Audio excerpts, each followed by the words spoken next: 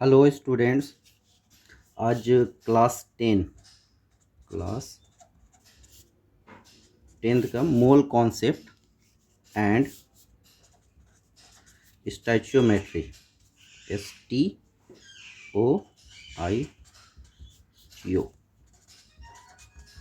मेट्री को डिस्कस करेंगे। Mole concept and stoichiometry. आप जितने भी केमिस्ट्री में कैलकुलेशंस करेंगे या उससे रिलेटेड जो भी प्रॉब्लम सॉल्व करेंगे उसमें आपको एक चीज़ जो कॉमन मिलता है वो क्या मिलता है? मोल्स। कहीं भी मोल्स दिया हुआ वेट में कन्वर्ट करना है, वेट दिया मोल्स में कन्वर्ट करके रिएक्शन में परफॉर्म करना है और उसके बाद कैलकुलेशन करके फिर से आपको मास या वॉल्यूम में कन्वर्ट करना होता है। तो मोल्स का सिग्निफिकेंस क्या है? हर जगह हर कैलकुलेशन में हम लोग मोल्स को क्यों इंट्रोड्यूस करते हैं? तो यही आज का टॉपिक रहेगा हमारा मोल कॉन्सेप्ट में। तो मोल कॉन्सेप्ट में हम लोग बेसिकली क्या क्या देखेंगे? सबसे पहले एटॉमिक मास। नेक्स्ट क्या देखेंगे? Molecular mass. कुलर मास। और क्या देखेंगे? मोलर मास को डिस्कस करेंगे। इसमें सबसे इम्पोर्टेंट जो हम करेंगे वो क्या है? मोलर मास, या फिर और उसको क्या बोल सकते हैं हम लोग? और क्या करेंगे? मोल्स। तो मोल्स को हम लोग डिटेल में डिस्कस करेंगे कि इसका इतना सिग्निफिकेंस, ठीक है, रोल क्यों है फिज़िकल केमिस्ट्री में, और स्पेशली आपका जहाँ जहाँ पर भी कैलकुलेशन होता है। तो मोल्स को हम लोग डिटेल में डिस्कस करेंगे ताकि हम लोग आगे का जो भी टॉपिक्स है फिज़िकल केमिस्ट्री का वो हमारा क्या हो जाए? क्लियर हो जाए। तो ये हमारा बेसिक्स होगा। बेसिक्स क्या क्या है? Atomic mass, molecular mass, molar mass, moles. ये हमारा बेसिक्स है जिसको हम लोग डिटेल में डिस्कस करेंगे ताकि आगे का जो भी टॉपिक्स हो वो आसानी से क्या हो जाए? कवर हो जाए। आपको बिल्कुल याद नहीं करना पड़ेगा, ठीक है, सब कुछ हम लोग आसानी से करेंगे। नेक्स्ट क्या हमारा? गैलूसेक लॉ। गैलूसेक लॉ।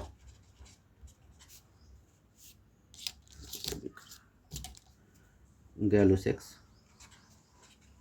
लॉ, ये हमारा नेक्स्ट टॉपिक होगा। नेक्स्ट हम लोग गैलूसेक लॉ के बाद हम लोग और क्या देखेंगे? Vapour density.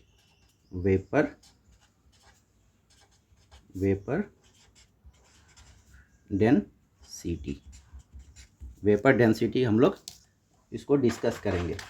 और वेपर डेंसिटी के बाद हम लोग क्या देखेंगे? Empirical formula, how to derive empirical formula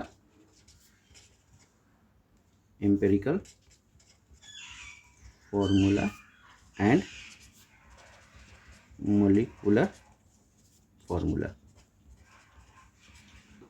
तो ये हमारा 3 to 4 क्लास में हम लोग इसको क्या करेंगे? कवर करेंगे और इसे कंप्लीट करेंगे। तो सबसे पहले हम लोग आते हैं एटॉमिक मास में। सबसे पहले किसमें क्या देखेंगे? Atomic mass.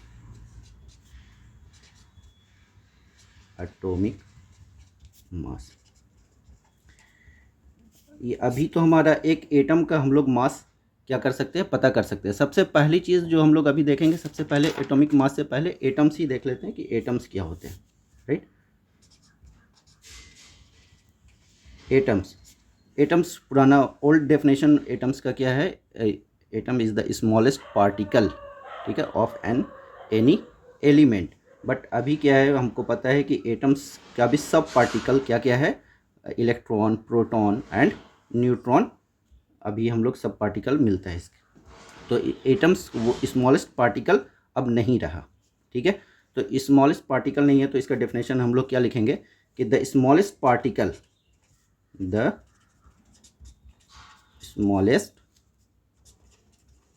Particle of matter which, ठीक है, विच पार्टिसिपेट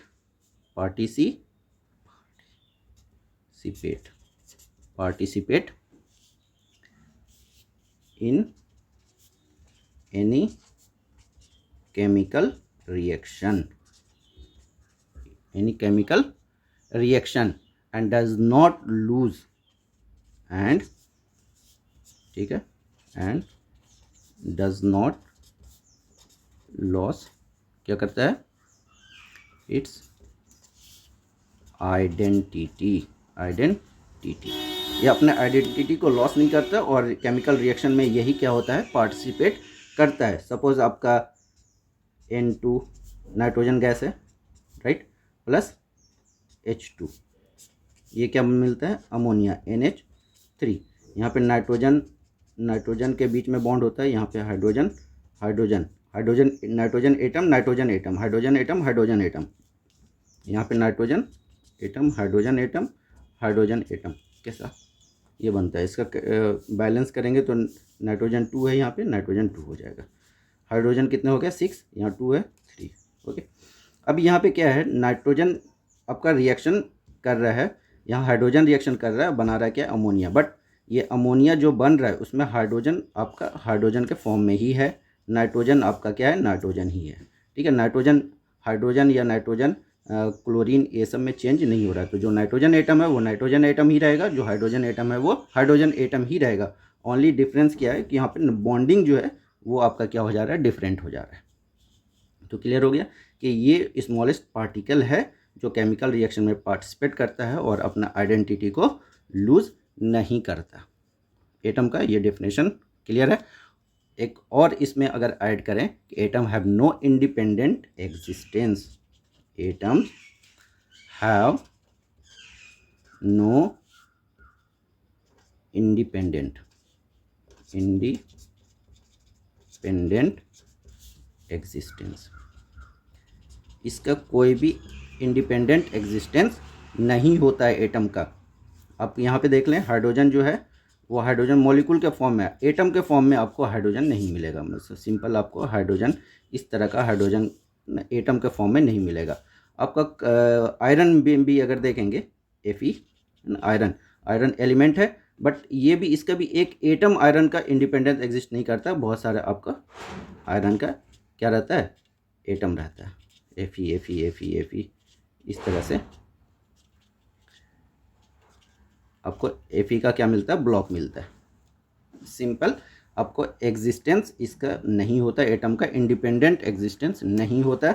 तो smallest particle of matter which participate in any chemical reaction and does not loss its identity, और atom have no independent existence. I hope ये clear हो गया what is atom. अब next क्या है, मॉलिक्यूल, राइट। मॉलिक्यूल्स क्या होता है, ये भी क्या है, स्मॉलेस्ट पार्टिकल है, बट ये इंडिपेंडेंट एग्जिस्ट करता है। सिंपल है, it is the smallest particle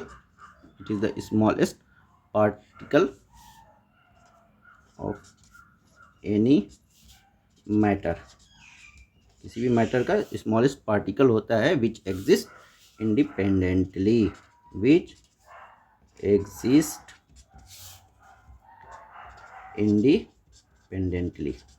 clear हो गया कि मॉलिक्यूल जो है ना, हाइड्रोजन H2 के फॉर्म में रहता है, डाइएटॉमिक फॉर्म में रहता है, राइट। अमोनिया जो है वो आपका NH3 के फॉर्म में होता है। तो एक नाइट्रोजन 3 हाइड्रोजन के साथ मिलकर के ये अमोनिया का एक मॉलिक्यूल बनाता है। नाइट्रोजन का एक मॉलिक्यूल, 2 नाइट्रोजन एटम मिलकर के एक नाइट्रोजन का मॉलिक्यूल बनाते हैं। तो स्मॉलेस्ट पार्टिकल है विच एग्जिस्ट, क्या करता है, इंडिपेंडेंटली, जो एग्जिस्ट करता है, राइट। क्लियर हो गया। और अगर इसका डेफिनेशन आप देखेंगे तो एग्रीगेशन और कॉम्बिनेशन, इसको और अगर एक और लिखेंगे, डेफिनेशन क्या होता है, एग्रीगेशन मतलब एग्रीगेट करना, मिलना, एग्रीगेशन और कॉम्बिनेशन, एग्रीगेशन मिलना या कॉम्बिनेशन ऑफ एटम्स का मिलना ही है ना, aggregate combine of atoms in a certain ratio,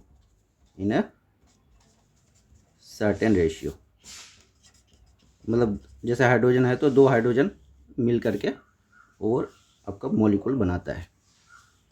are called molecules. What is atom, what is molecule, ये आपसे डायरेक्ट क्वेश्चन तो नहीं पूछेगा direct, okay, what is atom, what is molecule, but इसका यूज़ हमें आगे होने वाला है। तो ये दो चीज़ क्लियर हो गया। अब इसके बाद हम लोग आते हैं एटॉमिक मास, राइट, इंपॉर्टेंट है एटॉमिक मास।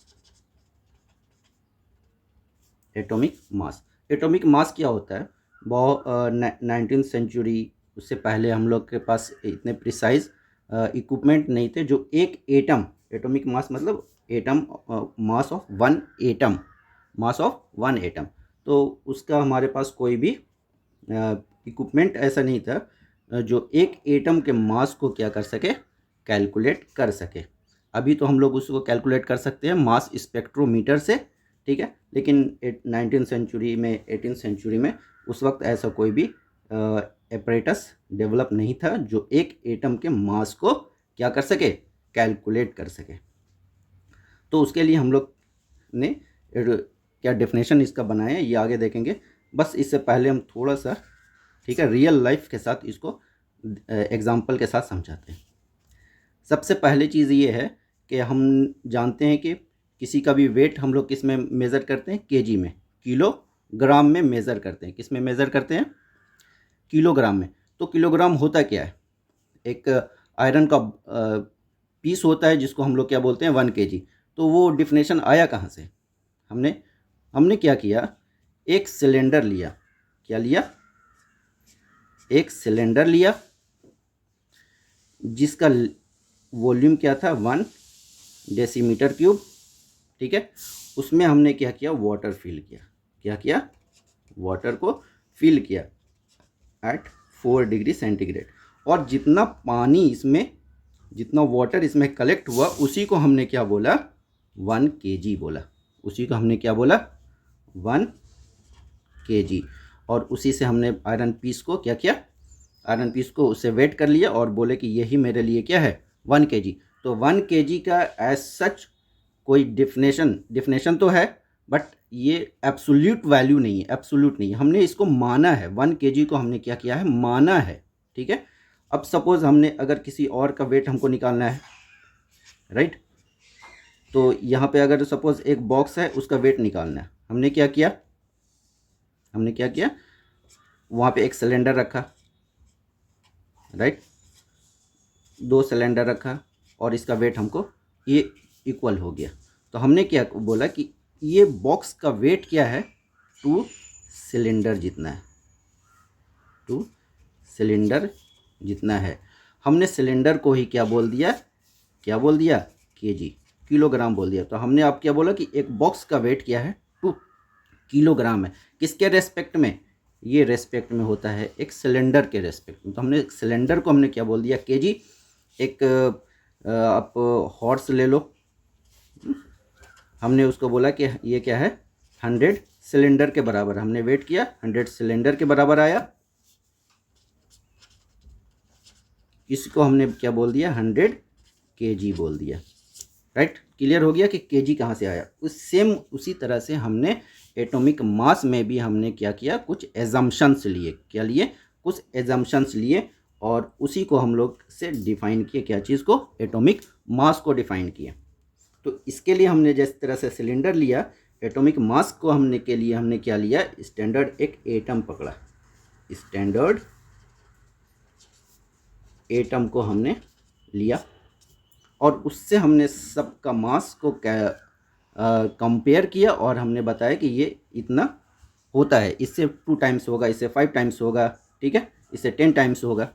और ये क्या लिया हमने, कार्बन 12 लिया, क्या लिया, कार्बन 12 आइसोटोप्स। आइसोटोप्स क्या होता है, इसमें देखिए, इसको याद रखने का आसान तरीका, आइसोटोप्स में पी आ रहा है, क्या आ रहा है, पी आ रहा है, राइट, क्या आ रहा है, पी। आइसोटोप में पी मतलब प्रोटॉन, और नंबर ऑफ प्रोटॉन क्या होगा इसमें, सेम होंगे। आइसोटोप में नंबर ऑफ प्रोटॉन क्या होंगे, सेम, और नंबर ऑफ प्रोटॉन ही होता है मेरा क्या, एटॉमिक नंबर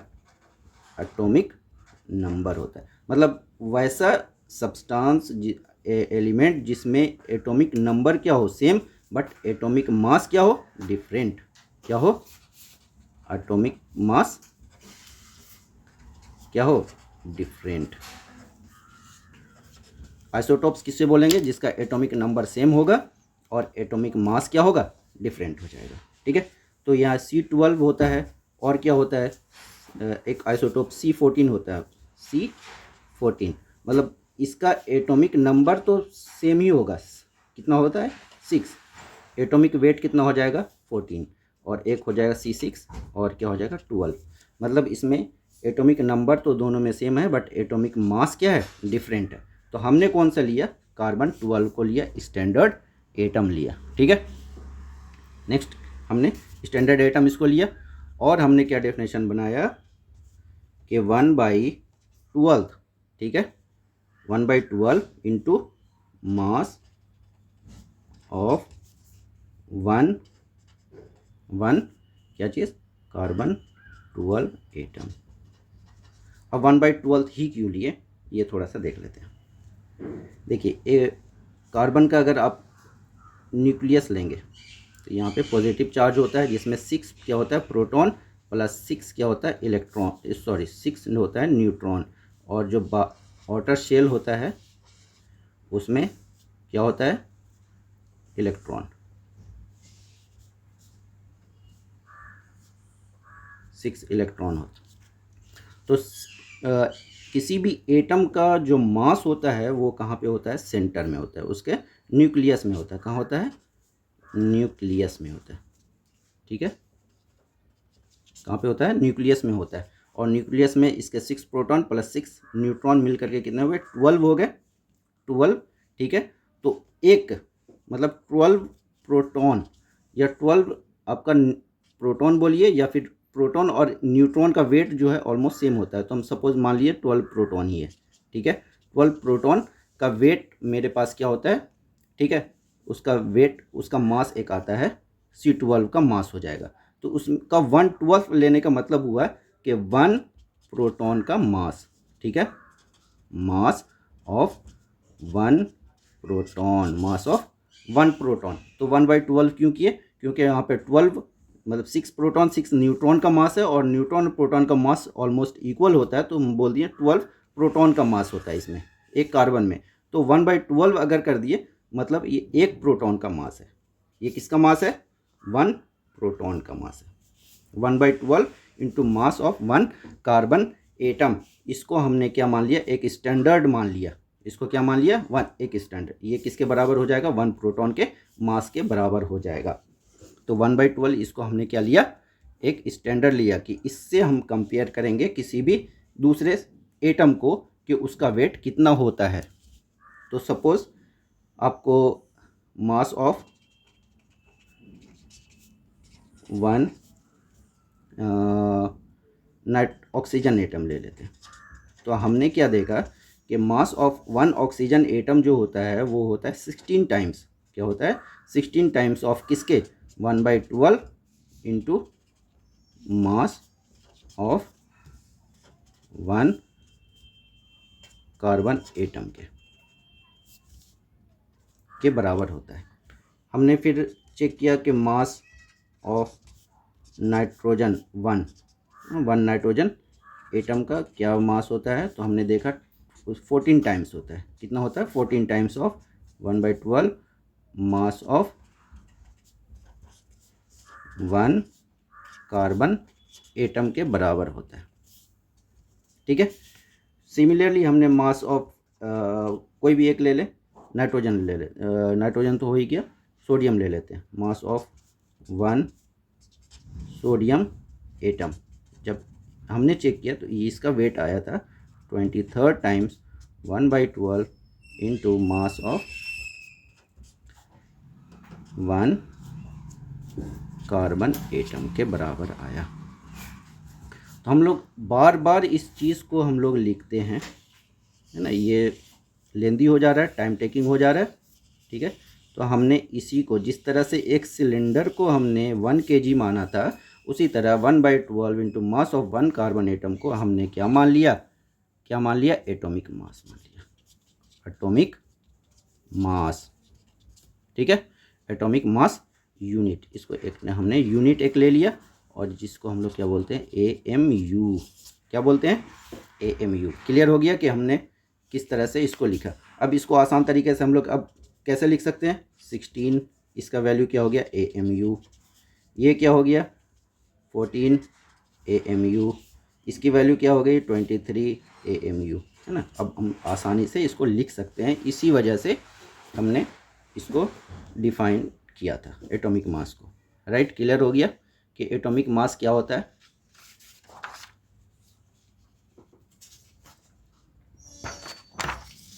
तो 1 AMU क्या हो गया,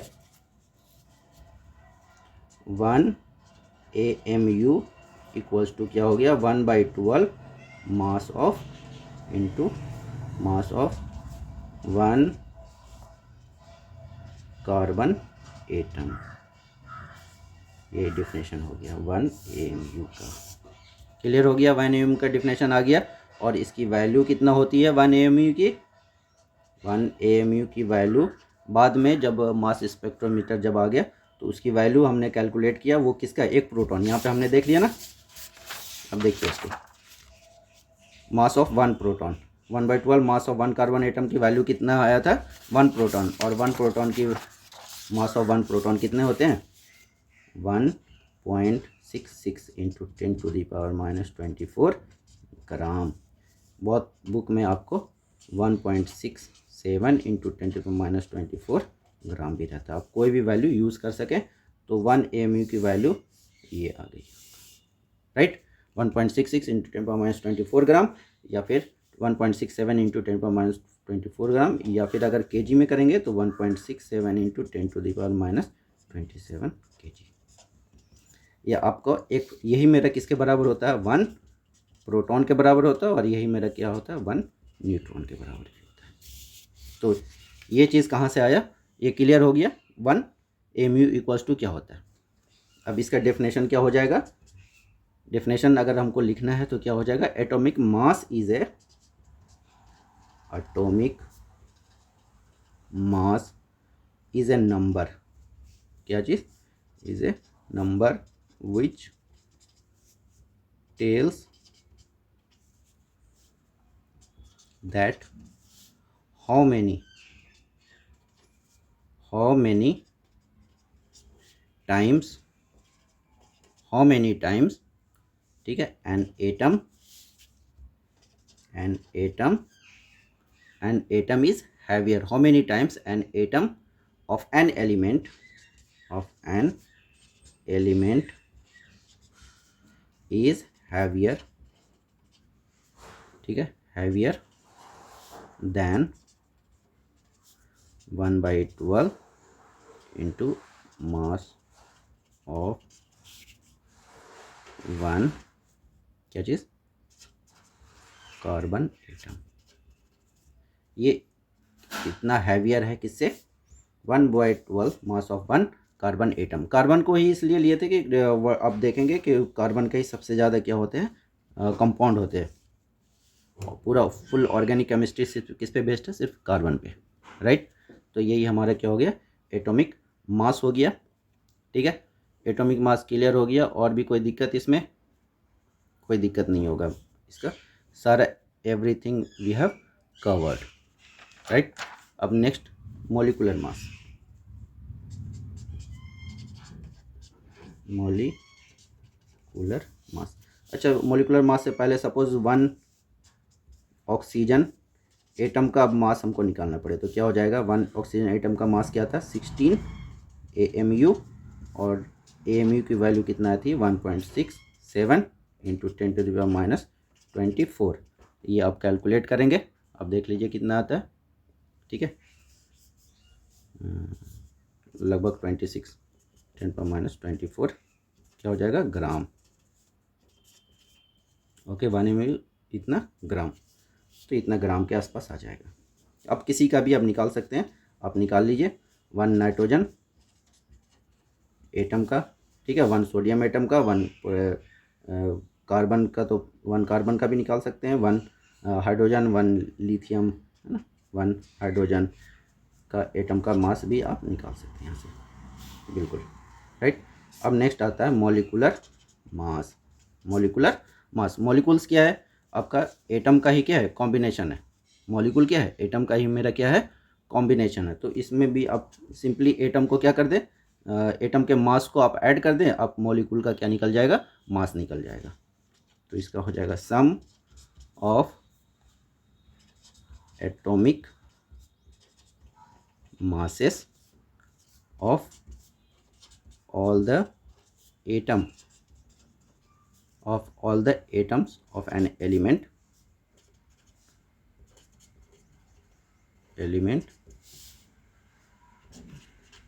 present in a molecule,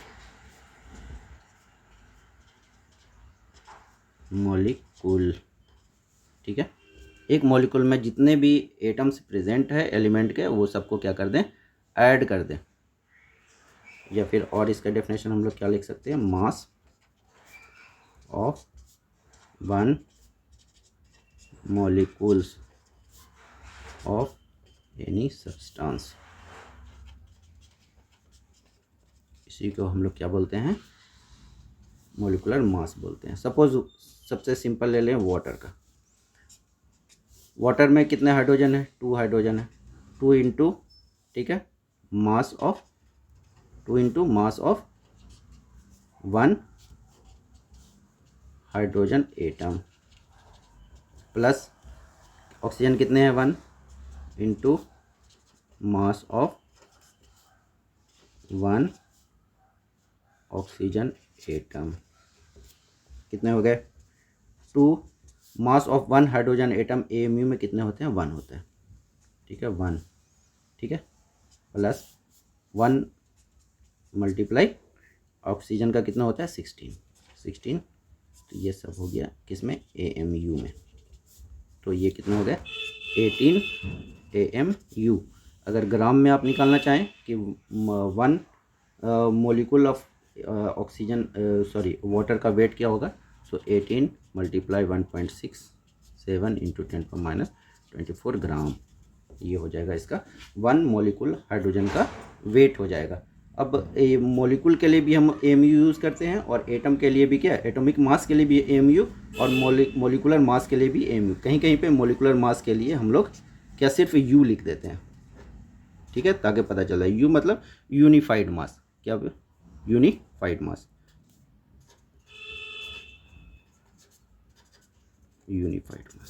value इसका भी सेम रहता है, कितना, 1.67 इंटू 10⁻24 ग्राम। तो आज का क्लास यहीं पे फिनिश करते हैं। नेक्स्ट क्लास इम्पोर्टेंट होगा मोल्स। मोल्स क्यों हम लोग हर रिएक्शन में हम लोग मोल्स निकालते हैं, फिर वेट निकालते हैं, फिर वॉल्यूम निकालते हैं, फिर मोल्स। तो हर रिएक्शन में हम लोग मोल्स ही क्यों निकालते हैं, वेट पे हम लोग क्यों नहीं जाते। तो ये नेक्स्ट क्लास में हम लोग इसको डिटेल में डिस्कस करेंगे। जिस तरह से एटॉमिक मास को हमने वेरी सिंपल वे में हमने सीखा, उसी तरह से मोल्स को भी सीखेंगे, ताकि कहीं पर भी कोई भी दिक्कत ना हो। Thank you.